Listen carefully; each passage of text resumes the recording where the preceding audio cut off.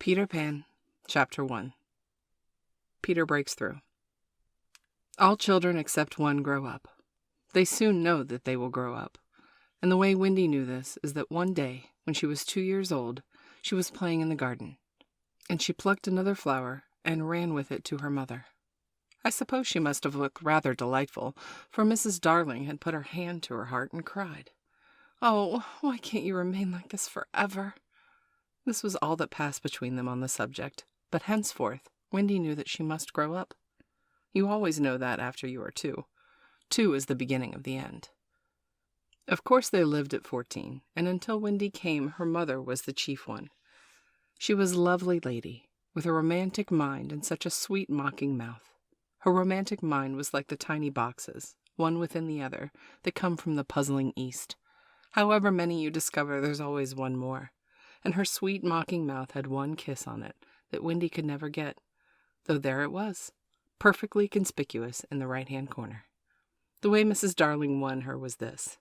The many gentlemen who had been boys when she was a girl discovered simultaneously that they loved her, and they all ran to her house and proposed, except Mr. Darling, who took a cab and nipped in first. So he got her. He got all of her, except her innermost box and the kiss. He never knew about the box, and in time he gave up trying for the kiss. Wendy thought Napoleon could have got it, but I can picture him trying, and then going off in passion, slamming the door. Mr. Darling used to boast to Wendy that her mother not only loved him, but respected him. He was one of those deep ones who knew about the stocks and shares. Of course no one really knows, but he quite seemed to know. And he often said stocks were up and shares were down, in a way that would have made any woman respect him. Mrs. Darling was married in white, and at first she kept the books perfectly, almost gleefully, as if it were a game. Not so much as a Brussels sprout was missing, and by, whole cauliflowers dropped out, and instead of them there were pictures of babies without faces. She drew them when she knew she should have been tidying up. There were Mrs. Darling's guesses. Wendy came first, then John, then Michael.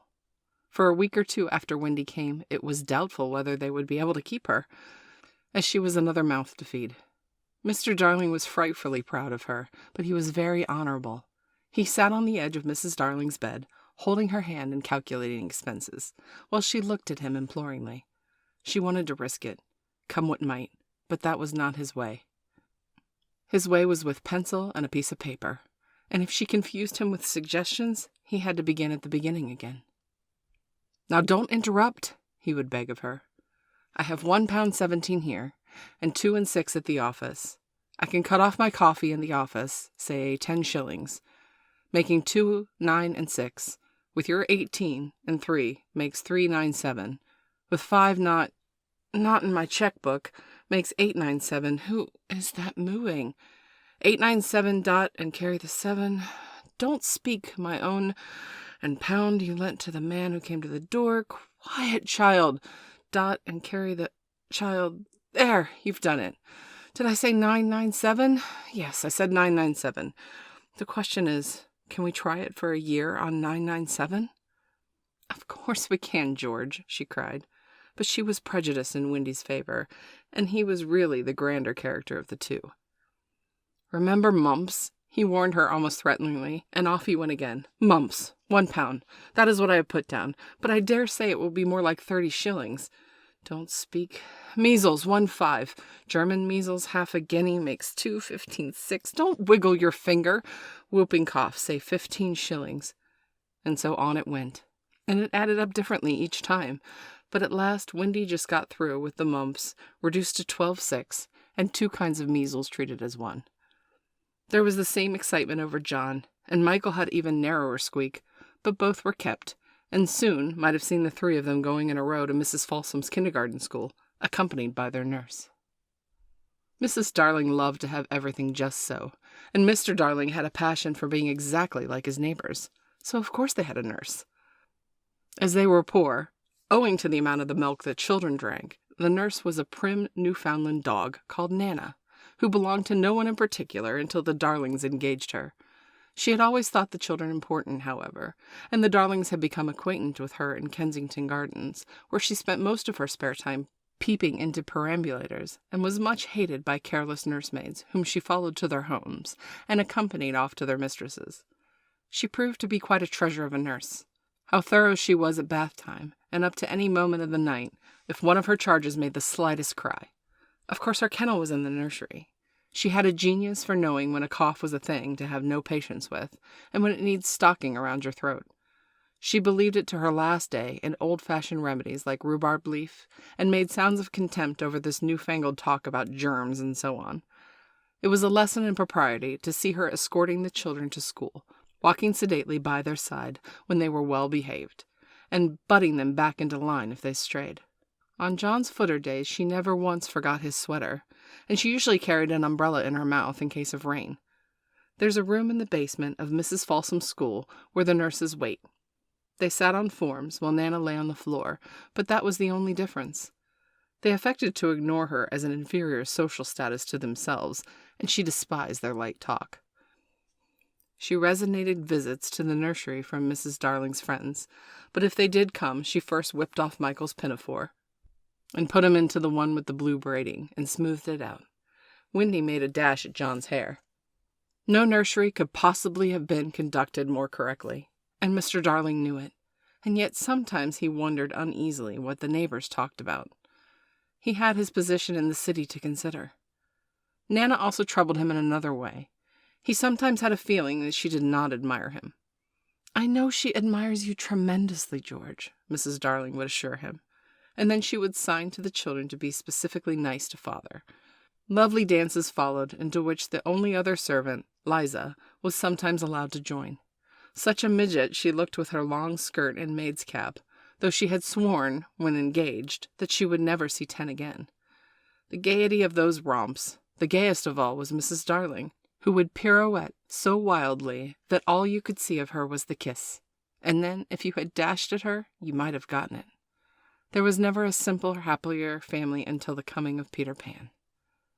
Mrs. Darling first heard of Peter when she was tidying up her children's minds. It is the nightly custom of every good mother, after her children are asleep, to rummage in their minds and put things straight for the next morning, repacking into proper places the many articles that have wandered during the day. If you could keep awake, but of course you can't, you would see your own mother doing this, and you would find it very interesting to watch her. It's quite like tidying up drawers. You would see her on her knees, I expect, lingering humorously over some of the contents, wondering where on earth you had picked this thing up, making discoveries sweet and not so sweet, pressing this to her cheek as if it were nice as a kitten, and hurriedly stowing that out of sight. When you wake in the morning, the naughtiness and evil passions for which you went to bed with have been folded up small and placed at the bottom of your mind, and on the top, beautifully aired and spread to your prettier thoughts, ready for you to put on. And I don't know whether you have ever seen a map of a person's mind. Doctors sometimes draw maps of other parts of you, and your own map can become intensely interesting, but catch them trying to draw a map of a child's mind, which is not only confused, but keeps going round all the time. There are zigzag lines on it, just like your temperature on a card, and those are probably roads in an island, for Neverland is always more or less an island, with astonishing splashes of color here and there. Coral reefs and rakish-looking craft in the offing, and the savages in lonely lairs, and gnomes who are mostly tailors, and caves through which a river runs, and a princes with 6 elder brothers, and a hut fast going into decay, and one very small old lady with a hooked nose.